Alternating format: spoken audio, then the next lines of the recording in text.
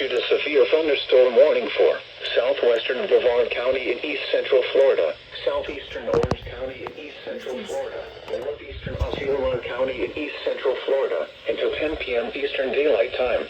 At 9:11 p.m. Eastern Daylight Time, severe thunderstorms were located along a line extending from near Wedgefield to near Lake Hart to Harmony to 9 miles southwest of Honolulu, moving east at 35 miles per hour. Hazard, 70 miles per hour wind gusts and quarter-size hail. Source, radar indicated. Impact, hail damage to vehicles is expected. Expect considerable tree damage. Wind damage is also likely to mobile homes, roofs, and outbuildings. This thing's barely getting any signal. Orlando, Rockland, Cocoa Young Cabbage Fish Camp. Prepare immediately for ordeal and damaging winds.